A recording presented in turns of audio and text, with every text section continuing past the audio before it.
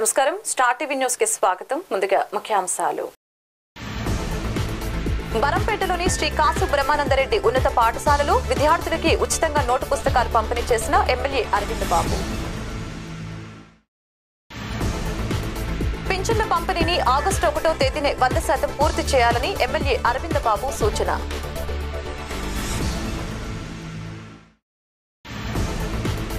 పట్టణంలో ఉన్నటువంటి 3 అన్నా క్యాంటీన్లను సందర్శించిన మున్సిపల్ కమిషనర్. నర్సరావుపేట బరంపేటలోని శ్రీ కాశీ బ్రహ్మానందరెడ్డి ఉన్నత పాఠశాలలో విద్యార్థులకి ఉచితంగా నోటు పుస్తకాలు పంపిణీ చేశారు. రిటైర్డ్ తహసీల్దార్ కత్తుల రాజ నరసింహుడు మనవడు వంశీకృష్ణ సహాయంతో పుస్తకాలు పంపిణీ చేశారు. ఈ పాఠశాల పూర్వ విద్యార్థి వంశీకృష్ణ సహాయంతో పుస్తకాల పంపిణీ చేసినట్లు ముఖ్య అతిథిగా పాల్గొన్న ఎమ్మెల్యే చెదలవాడ అరవింద్ బాబు తెలిపారు. ఈ కార్యక్రమంలో కపలవాయి విజయ్ కుమార్ తదితరులు పాల్గొన్నారు.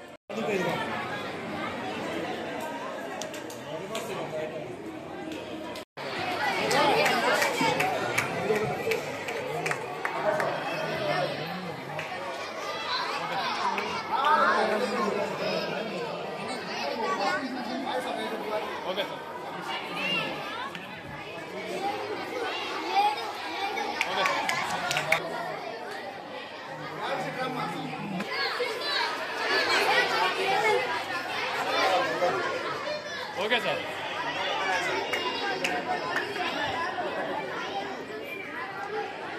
Okay, sir.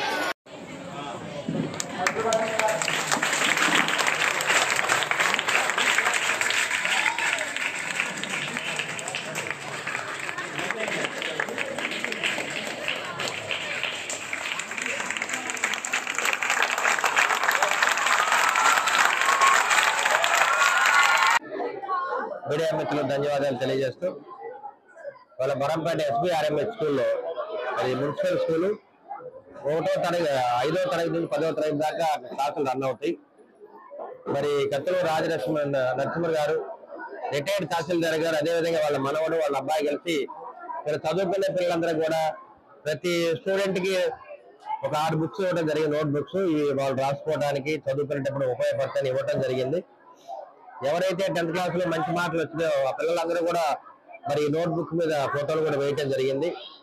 అదేవిధంగా లండన్ లో ఉన్న వాళ్ళ మనవడు వంశీకృష్ణ మరి ఇవన్నీ కూడా దగ్గర నుండి స్పాన్సర్ చేయడం జరిగింది.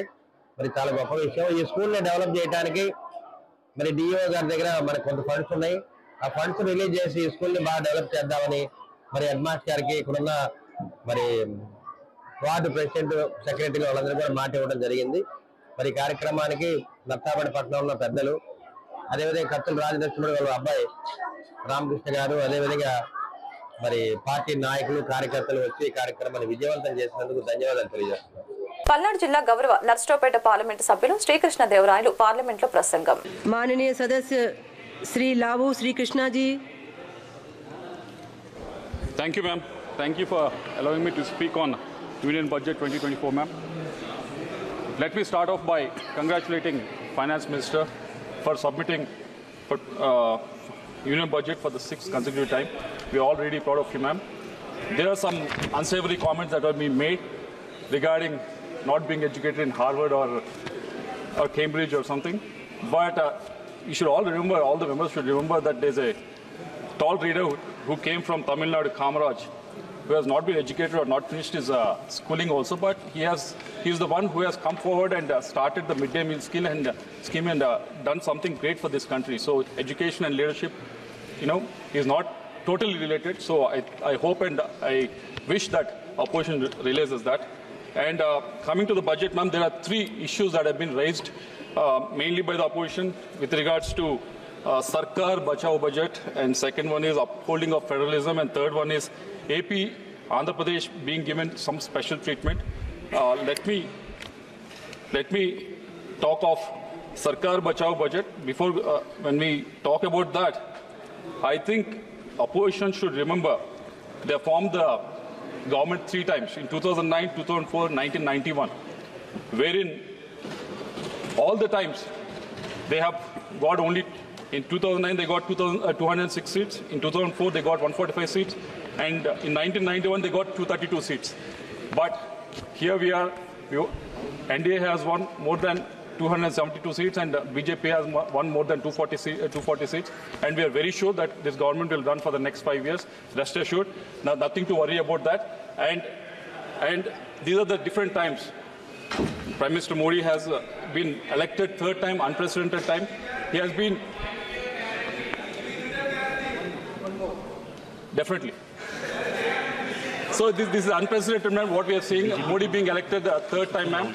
He has been, of course, he has been, Nehru has been done that in the past, and nothing to take away from that, ma'am. But those are different times where opposition was much more listening and media was much more considerate, but these are different times. Opposition is paying for the blood, and media has been replaced by social media, and everyone is looking at every move, but still, winning the third time, we should really congratulate Narendra Modi ji, ma'am. And coming to the second issue with regards to the federalism that opposition is really talking about in this budget, ma'am. In 2009, when UPA 2 was formed, Andhra Pradesh was given 33 seats to the UPA, ma'am. In 2004, when UPA 1 was formed, Andhra Pradesh has given 29 seats out of 145 seats, ma'am. In return, what we got was Andhra Pradesh was bifurcated in 2014, unscientifically, ma'am. Even though in the assembly, Andhra Pradesh assembly very much vehemently denied the bifurcation of the state, still UPA 2 went ahead and bifurcated the state, ma'am. So this is what we call not following the federalism, ma'am. And coming to the third argument with regards to the Andhra Pradesh giving some special treatment, there's no special treatment that has been given in this budget, ma'am.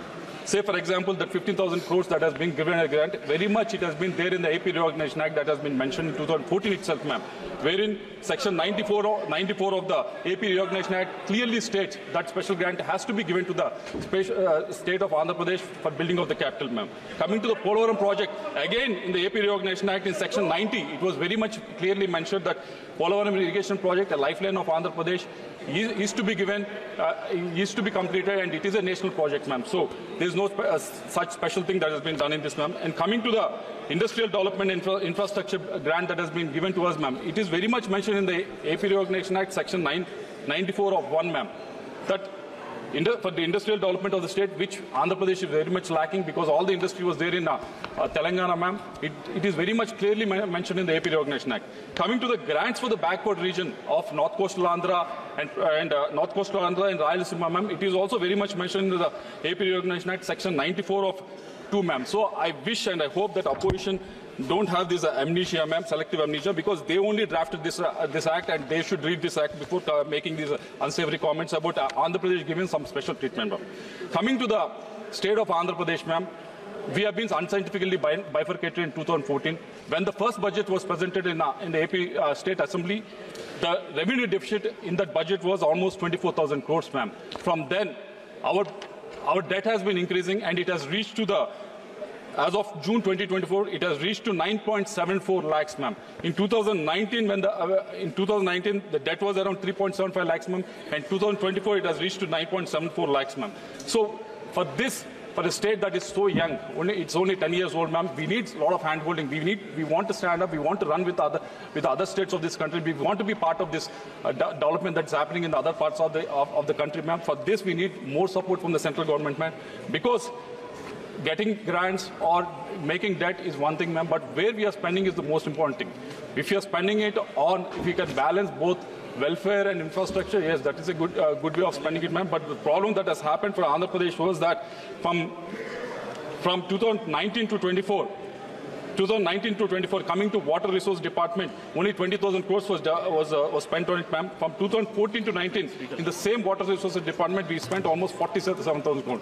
So it has gone down by almost 60% in the capital expenditure in the Water Resources Department. When it comes to transports, roads and buildings, in 2014 to 19, Andhra Pradesh spent 8,800 crores, ma'am. But from 19 to 24, it has come down to 1,357 crores, ma'am. It has almost come down by almost 70%. So creating a debt, getting money, borrowing money is one thing, ma'am, but where we are spending is the most important thing. We are very much confident that we want to be part of this development. We want to reconstruct the state. We want to rebuild the state. We need more support from the union government, which we are looking forward, man. We are on the knees before the 2024 election. Now we are standing up. We want to run with the other states of this country. We need more support from the union government, which we look forward to in the next 5 years.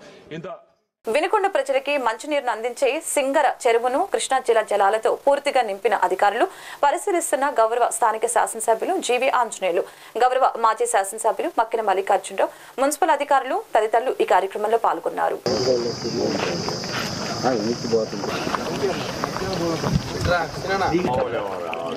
రోజు మంచినీళ్ళు ఇవ్వండి, sufficient time ఇవ్వండి వాళ్ళకి.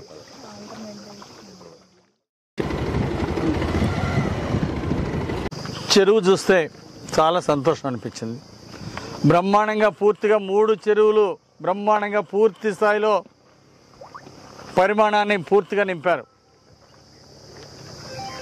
చెరువు నిండా మంచినీళ్లు కృష్ణానదీ జలాలతో నింపినందుకు చాలా సంతోషంగా ఉంది.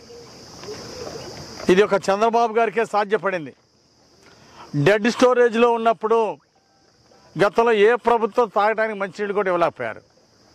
కానీ చంద్రబాబు గారు ఈరోజు తాగడానికి నీళ్లు సాగర్లో డెడ్ స్టోరేజ్లో నీళ్లు ఉన్నప్పుడు మనకి 15 రోజుల క్రితమే నీళ్లు విడుదల చేసి ఈరోజు మన చెరువులు నింపడం జరిగింది. చంద్రబాబు నాయుడు గారికి ప్రత్యేక ధన్యవాదాలు తెలియజేస్తున్నా. అలాగే మంత్రి నారాయణ గారు, అలాగే చొరవ తీసుకున్నటువంటి నిమ్మల రామనాయుడు గారికి, మంత్రి గారికి ప్రత్యేక ధన్యవాదాలు. ఈరోజు చెరువు నింపబట్టి, సాగర్ జలాలతో చెరువు నింపబట్టి మంచినీటి సమస్య లేకుండా పోయింది. ఇక్కడ నుండి ప్రజలకి, వినుకొండలో ప్రజలకి మంచి ఫిల్టరేషన్ చేసి అధికారులు, మున్సిపల్ అధికారులు చక్కగా మానిటరింగ్ చేసి మంచినీళ్ళు ఫిల్టర్ చేసి అందించబోతున్నారు.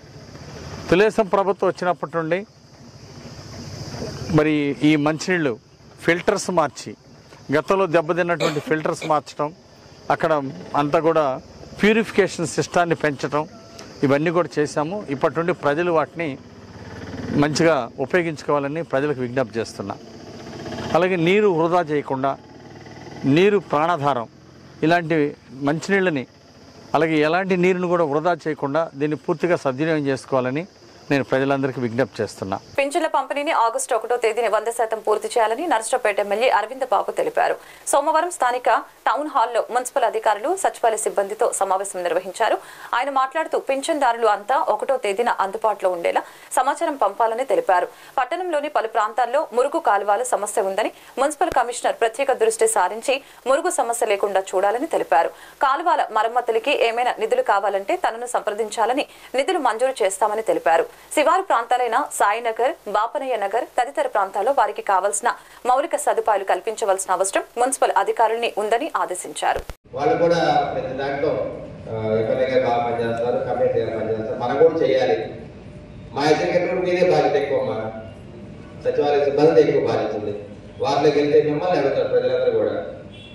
మా సచివాలయ సిబ్బంది మాకు బాగా చేస్తున్నారంటే మాకు వీళ్ళే ఉండాలి అని వాళ్ళు కోరుకోవాలి. ఇప్పుడు స్కూల్లో హెడ్ మాస్టర్ని ట్రాన్స్ఫర్ చేస్తే పిల్లలు బాగా చేస్తారు, మాకు అదే హెడ్ మాస్టర్ కావాలి.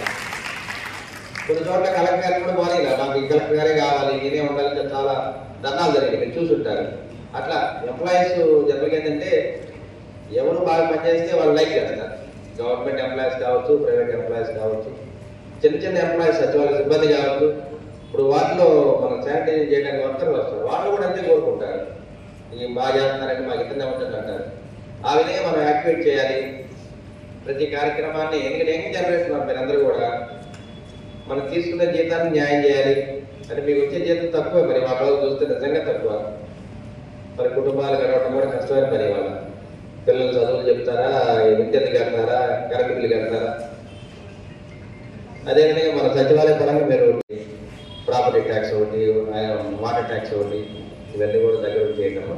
ఇప్పుడు శివారు ప్రాంతాల్లో సాయినగర్, సాయి సిటీ ఒకటి కనుక, సాయిబాబా నగర్ కనుక అక్కడ అసలు ఇళ్ళకి ఆస్తి పని కూడా వేయలేము మనం ఇంతవరకు.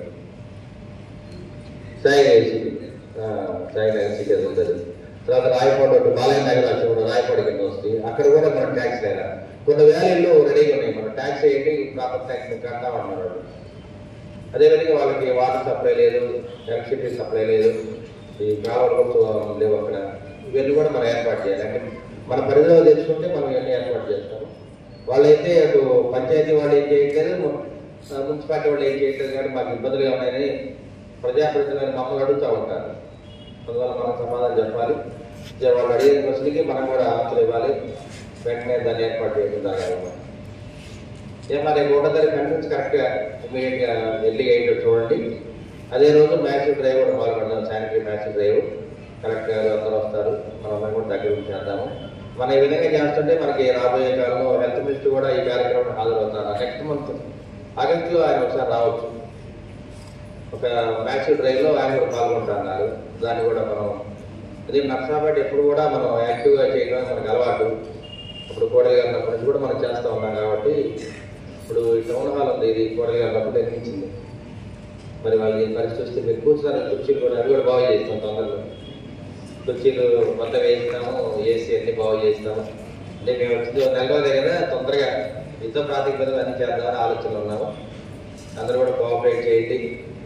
ఏమిలే ఎమ్మెల్యే గారు చెప్పేది ఏంటి, కమిటీ గారు చెప్పేది ఏంటి అనుకుంటే లోపల అనుకుంటున్నారు, ఎవరు అనుకోవద్దు ఎవరు. ఎందుకంటే మా మోటివేషన్ ఇది.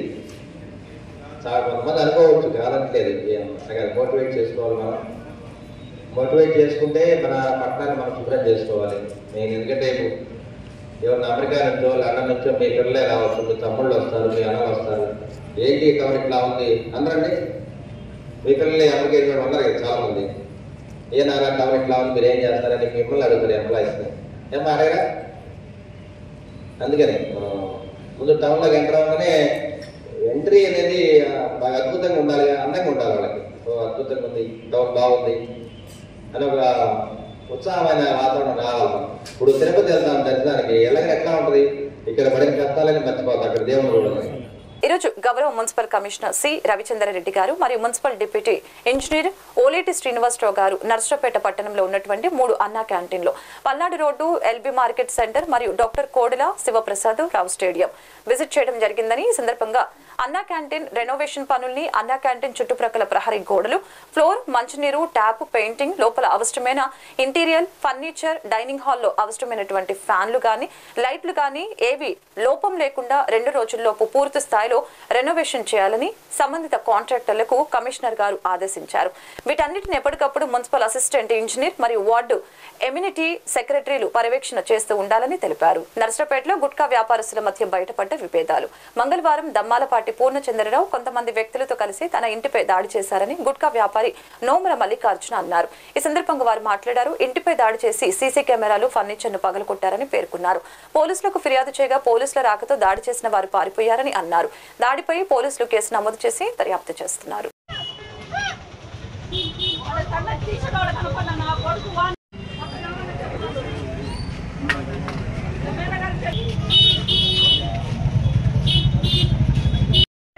నేను బండి ఆపేలా మందేసుకొచ్చారు.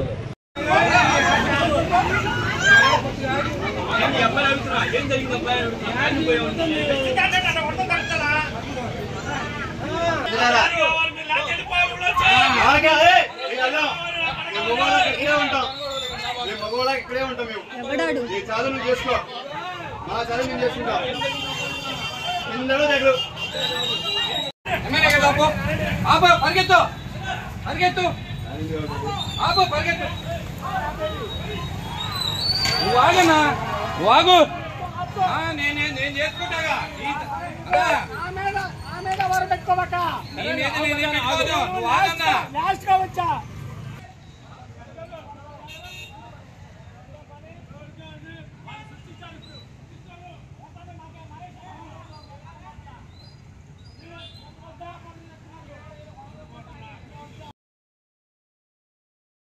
మా షాప్లో మేము ఇంట్లో కూర్చొని మా అమ్మాయి నేను టిఫిన్ చేస్తున్నాం.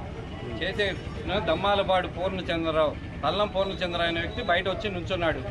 ఏంటండి అని అడిగినందుకు ఏంద్రా లవడాగా అని చెప్పి, ఆయనకి మీకు రిలేషన్ ఏంటి? ఎటువంటి రిలేషను లేదు మాకు. ఆ ఏంద్రా లవడాగా అని చెప్పి లోపలికి వచ్చి ఎగబడ్డాడు. ఎగబడిన తర్వాత బయట 20 మంది కుర్రోళ్ళు వచ్చి సీసీ కెమెరాలు ఇవన్నీ పగలగొట్టడం జరిగింది. ఆడవాళ్ళు అడ్డం వస్తే ఆడవాళ్ళని కొట్టడం జరిగింది. ఎందుకు వచ్చారు ఏందని అడిగితే, ఏంద్రా నీతో చెప్పేది, నువ్వు బయటికి రారా, దమ్ముంటే చూసుకుందాం అని చెప్పారు. చీరలు బట్టి లాగారు, కొట్టారు, విపరీతంగా కొట్టారు, అన్ని లాగేశారు. చీరలు లాగారు. నిన్ను ఊళ్ళో ఉన్న నువ్వు బతకడానికి లేదు, నువ్వు ఊరు వదిలిపెట్టిపోవాలి అంటున్నాడు. అదేమంటే ఎమ్మెల్యే గారు చెప్పారని మాట్లాడాడు. ఎమ్మెల్యే గారే పోయి దౌర్జన్యం చేసిరా అని చెప్పాడు. ఎవరు చెప్పిన వ్యక్తి? తల్లం పూర్ణచంద్రం అనే వ్యక్తి. నేను ఎమ్మెల్యే గారి దగ్గరికి పోయి, నేను నోముల మల్లికార్జున అనే వ్యక్తి వ్యాపారం చేసుకుంటున్నాడు, ఆ వ్యాపారాన్ని ఆపాలి అంటే, సరే నువ్వు వెళ్ళు, నువ్వు తీసుకొని వెళ్ళు, గొడవ చేయి, ఆ తర్వాత నేను చెప్తానని ఎమ్మెల్యే గారు నాకు మాట ఇచ్చారు అని నిన్న పెద్ద మనుషుల సమక్షంలో చెప్పాడు. పెద్ద మనుషులు ఎవరు? కళ్యాణం రాంబాబు అనే వ్యక్తి సమస్యలో మధ్యలో ఎమ్మెల్యే గారి మీద చెప్పి మా మీద రౌడీలకు తీసుకొని వచ్చాడు. అయితే ఆపే వ్యాపారం, నేను ఊరు రోజులు పెట్టి పోవాలంట. అది వార్తలు ముగించే ముందు ముఖ్యాంశాలు మరొకసారి. బరంపేటలోని శ్రీ కాసు బ్రహ్మానందరెడ్డి ఉన్నత పాఠశాలలో విద్యార్థులకి ఉచితంగా నోటు పుస్తకాలు పంపిణీ చేసిన ఎమ్మెల్యే అరవింద్ బాబు. పింఛన్ల పంపిణీని ఆగస్టు 1వ తేదీనే 100% పూర్తి చేయాలని ఎమ్మెల్యే అరవింద్ బాబు సూచన.